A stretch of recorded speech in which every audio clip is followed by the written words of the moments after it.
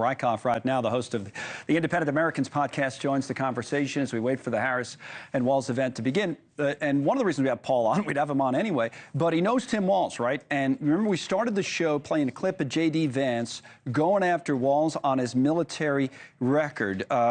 Pick up from there. You've worked with Congress, and I know you work with Walz on military and veterans issues for years. Thoughts on what Vance had to say today? Well, I think starting with Tim Walz, he's a known quantity throughout the veterans community because he was the ranking member on the House Veterans Affairs Committee for years. He was elected back in 2006 after he'd gotten out of the National Guard as a sergeant major. At that time, he was the most senior enlisted member of Congress serving, and he worked hard on a lot of veterans issues. I think both people on both sides of the aisle, every veteran service organization knows that Tim Walz has been ferocious for veterans. He was there for the GI Bill. He was there for the Clay Hunt Suicide Prevention Act. He's been there all along the way for years now, fighting for and with veterans. So we know him well, and we know that he can be counted on. I think you'll hear that from Republicans and Democrats across the aisle over the next couple of days. I kind of liken him to a lovable bulldog. I mean, he definitely looks like somebody's dad, but he's also tough, and he knows how to get things done legislatively in Washington. I think that's going to be a real benefit for the Democrats that they can talk about in the next couple of weeks. So Walz and Vance are both military veterans, right? And Vance's point today wasn't that he served in combat in firefights and Walz did not. His point was that he served in a combat zone, which he did, and Walz left the military before his unit was deployed. That was right around the time he ran for Congress. What about that, this, I guess, accusation that he was deserting his unit?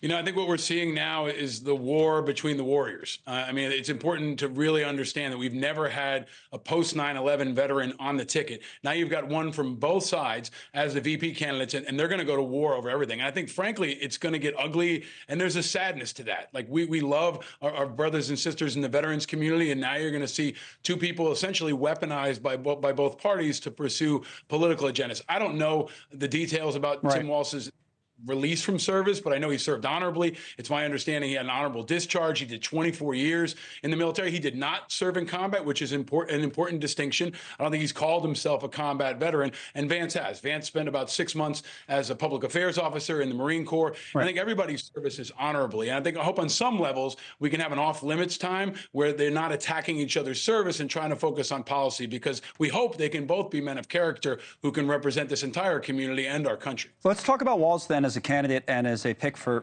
Kamala Harris as we wait for this event in Eau Claire, Wisconsin to begin. The Vance event, by the way, where he's taking questions again. He's doing that a lot from reporters. And the obvious point there is to draw a contrast, which we said yesterday is a fair point, that Kamala Harris has not been taking questions and the Trump-Vance ticket will. So he's taking questions at every event. That's wrapped up. Let's talk about Walz as a candidate, Paul, because, you know, you and I have talked about who she should have picked, and you were on the show. Remember, you were pushing Mark Kelly, right? I know you, and you've known Walz for years, but he wasn't the guy that you thought she should have picked. You thought she should have went with Kelly. Yeah, I think a lot of independents and moderate Republicans wanted to see someone like Mark Kelly. Would have loved to have seen an independent or a Republican, but that was clear that that wasn't going to happen. So then you went down the board to see who is most moderate. Mark Kelly was definitely very moderate. He came from a swing state. He was a NASA astronaut and a fighter pilot. And I would probably put Walz as the next guy down, because he's got military experience. He's worked on. He comes from the heartland. He's also been a football coach and a teacher. And I think these are the kinds of things that resonate with people who aren't always engaged in politics. They want people who they can trust, who feel like real, normal people. And I think that's where people might be underestimating Tim Walz. I mean, he fights hard and he's a political guy, but he's also a very normal person. He's a very affable guy. He feels like a football coach or a social studies teacher. So I think it was a smart move picking him. If they picked Shapiro or someone else, I think that would have been a lot more risky. But Tim Walz is probably their next best bet of the options they have if they want to go after independents, because he sounds like an independent. He sounds like a populist. Has a lot of those everyman kind of qualities that I think look a little different from the average politician. He sounds like one, Paul, though, but is he too far left for a guy who's more middle of the road like you? You know, I think he's definitely progressive and he's liberal. This is definitely a liberal ticket that the Democrats are putting up there. And he's been progressive on policies. You know, yesterday you saw AOC support him. You saw Bernie Sanders support him, but he also got Joe Manchin, and he's getting moderates as well. So Tim Walz is the kind of guy who can bring people from different sides together. But I think ultimately you're going to hear more about policies, and he's going to sound like an independent. Why is that, by the way, as we see the events about to get underway, I think, the program? Why is that? Why would Manchin support a guy like Walz, probably likes him personally. He's worked with him in Congress because their policy, there's divergence there on policy.